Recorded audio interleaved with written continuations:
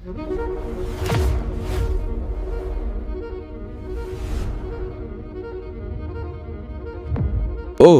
ನೀವಾ? ಒಂದು ದೇಶ, ಒಂದು ಸಂವಿಧಾನ, ಒಂದು ಪ್ರಜಾಪ್ರಭುತ್ವ. ಆದರೆ ಒಂದು ರಾತ್ರಿಯಲ್ಲಿ ಈ ದೇಶದಲ್ಲಿ ಒಮ್ಮೆ ಮಾತಾಡುವುದು ಅಪರಾಧವಾಗಿತ್ತು ಅಂತ ನಿಮ್ಗೆ ಗೊತ್ತಾ? ಪತ್ರಿಕೆ ಓದೋಕೆ ಮೊದಲು ಸರ್ಕಾರದ ಅನುಮತಿ ಬೇಕಿತ್ತು ಅಂತ ಗೊತ್ತಾ? ರಾತ್ರಿ ಬಾಗಿಲು ತಟ್ಟಿದರೆ ಪೊಲೀಸ್ರ ಅಥವಾ ನನ್ನ ಜೀವನದ ಕೊನೆಯ ದಿನವ ಅಂತ ಜನ ಹೆದರಿದ ಕಾಲವಿತ್ತು ಅಂತ ಗೊತ್ತಾ? ಇದು ಯಾವುದೋ ವಿದೇಶದ ಕಥೆಯಲ್ಲ, ಇದು ಸಿನಿಮಾನೂ ಅಲ್ಲ, ಇದು ನಮ್ಮದೇ ಭಾರತ. 1975ರಲ್ಲಿ ಒಂದು ಸಹಿ ಮತ್ತು ಪ್ರಜಾಪ್ರಭುತ್ವ ಉಸಿರಾಡುವುದನ್ನು ನಿಲ್ಲಿಸಿತು. ಈ ವಿಡಿಯೋ ಮುಗಿಯೋವರೆಗೂ ನೋಡಿ, ಯಾಕಂದ್ರೆ ಇದು ಇತಿಹಾಸ ಅಲ್ಲ, ಇದು ಎಚ್ಚರಿಕೆ. ದೆಹಲಿ ನಿದ್ರಿಸುತ್ತಿತ್ತು.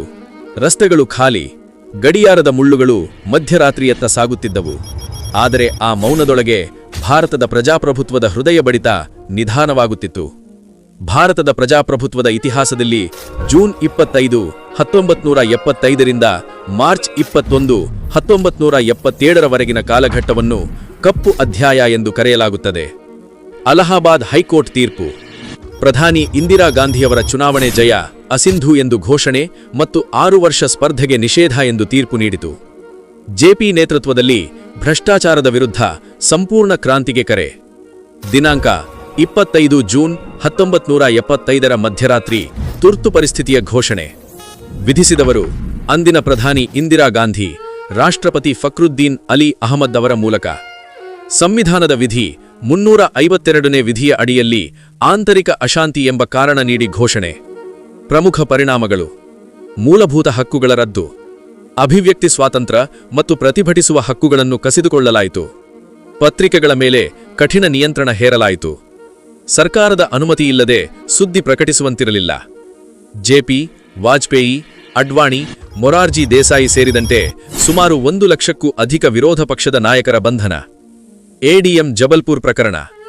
ತುರ್ತು ಪರಿಸ್ಥಿತಿಯ ಸಮಯದಲ್ಲಿ ವ್ಯಕ್ತಿಯ ಬದುಕುವ ಹಕ್ಕನ್ನು ಕೂಡ ಪ್ರಶ್ನಿಸುವಂತಿಲ್ಲ ಎಂದು ಸುಪ್ರೀಂ ಕೋರ್ಟ್ ತೀರ್ಪು ನೀಡಿತು. ಇದು ನ್ಯಾಯಾಂಗದ ಇತಿಹಾಸದಲ್ಲಿ ವಿವಾದಾಸ್ಪದ ತೀರ್ಪು. 1977ರ ಚುನಾವಣೆ.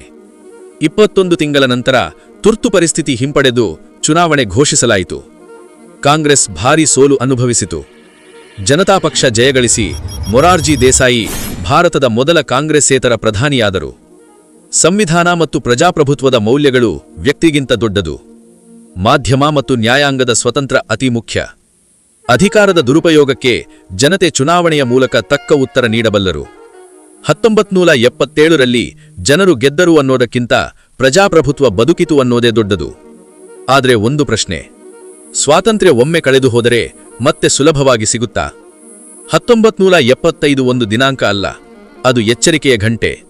ನಾಳೆ ಮೌನ ಬರಬಾರದೆಂದರೆ ಇವತ್ತು ಎಚ್ಚರವಾಗಿರಬೇಕು. ಯಾಕಂದ್ರೆ ಪ್ರಜಾಪ್ರಭುತ್ವ ನಿದ್ರೆ ಮಾಡಿದರೆ ನಾನಾಶಾಹಿ ಎಚ್ಚರವಾಗುತ್ತವೆ. ಮಾತಾಡು, ಪ್ರಶ್ನೆ ಕೇಳು, ಸ್ವಾತಂತ್ರ್ಯ ಉಳಿಸು.